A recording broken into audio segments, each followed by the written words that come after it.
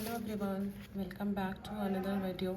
So I prepared for UPPCS 2024 and this year I am again prepared for UPPCS 2025 and honestly both papers were tough but in completely different way.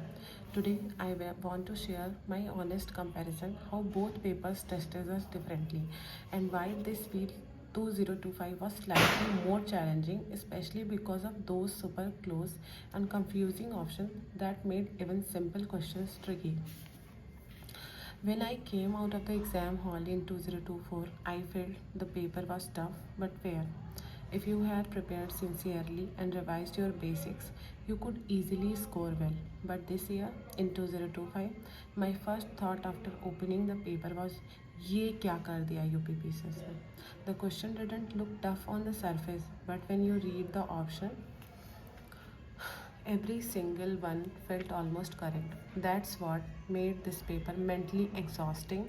It was a real battle of the precision and presence of mind. So let's break it down subject wise. First, we will go through the history portion.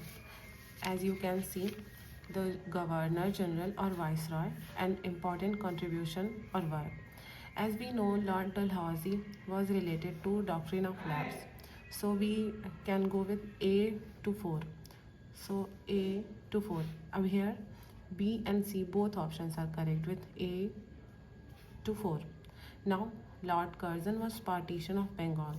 3 both are given. अब you have to choose between two tougher options. This was the main game.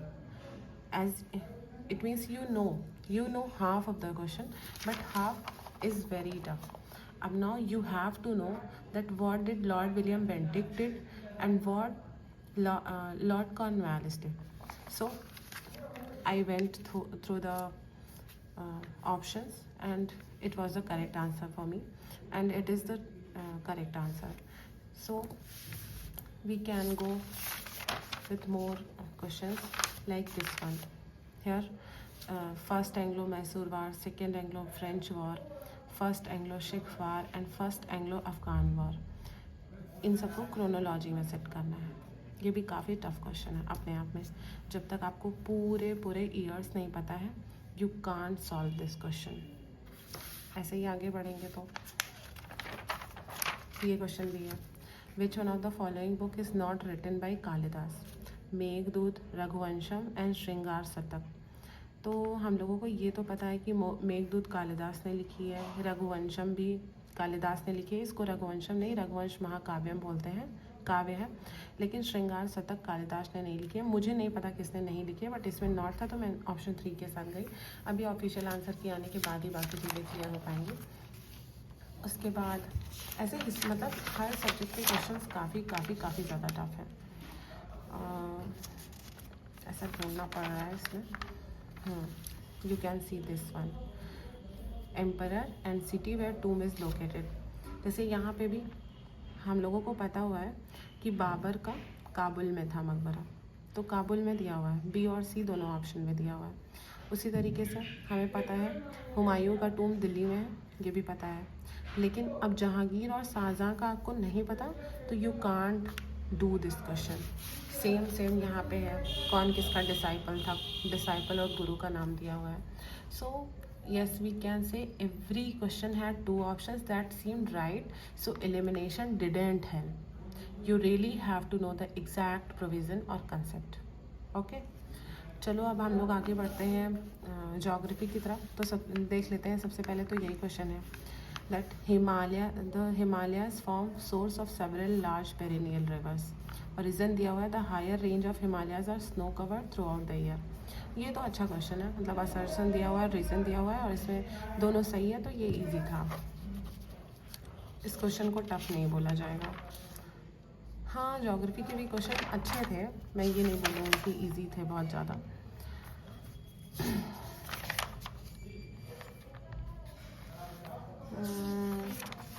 ढूंढना पड़ रहा है guys. जैसे ये तो current का question है.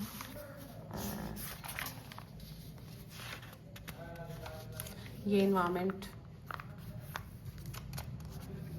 Ozone layer shields the surface of the earth from UV rays from the sun. Ozone depletion has been linked to CFCs. इसमें भी बहुत करेक्ट है. ये क्वेश्चन है, which of the following rivers falls into the Arabian sea? Periyar, Pennar, Palar. पर ये question मैंने गलत किया है गाइस. मुझे पलार रिवर के बारे में पता ही नहीं था. मुझे लगा पेरियार और पेन्नार तो नहीं जाते ही जाते होंगे, कुछ ऐसा मैंने उस टाइम सोचा और ये मेरे से गलत हो गया. वहाँ पे दिमाग नहीं काम करता. ये क्वेश्चन है, which of the following pair is not correctly matched? Lipu lake Ladakh दिया हुआ है. सिंपल सी बात है, लिपू लेक लद्दाख का नहीं है. नाथुला सिक्किम का है. बोमडिला अरुणाचल प्रदेश. शिवकिला हिमाचल प्रदेश. सारे सही हैं, बस लिपू लेक गलत है. ऐसे ही थे क्वेश्चन. ये मेरा और मार्कशीट का कॉपी भी है, इसी में रखा हुआ था. आप लोगों को दिखाने लगी तो मिल गया. है ठीक है. पेपर तो बहुत बहुत बहुत ज़्यादा अच्छा था. मिक्स्ड था. एनवायरनमेंट और current affairs, concepts, option played with technical terms, making it tricky. UP special भी अच्छा खासा था. सो हाँ, ये मैं बोल सकती हूँ कि both papers were tough. I will say that upfront, but the nature of difficulty changed. 2025 tested your knowledge, while 2025 tested your clarity and confidence. In 2024, if you knew the fact, you could mark and move on. But in 2025, even after knowing, you would stop, reread and the question twice and still feel unsure. That's how close the options were. So I would say 2025 was a real accuracy based test, not a knowledge based test. My biggest takeaway is UPPCS is clearly moving towards a more analytical pattern. It's not about how many times you revise, it's about how deeply you understand every topic. You can't just rely on elimination anymore. You need conceptual clarity, context, and precise recall. Even after clearing last year, this year's paper reminded me there is no room for overconfidence. So, yeah, both 2024 and 2025 were tough, but 2025 wins in terms of trickiness and precision. If you also gave the exams this year, I would love to know how you felt. Did you also get stuck between two almost correct options? Drop your experience in the comment below. And don't forget to like, share, and subscribe for more next videos on the expected cutoff and CSAT review. All the best to everyone. And remember, the journey is long, but every attempt makes you sharper. Thank you everyone. Good night. Bye.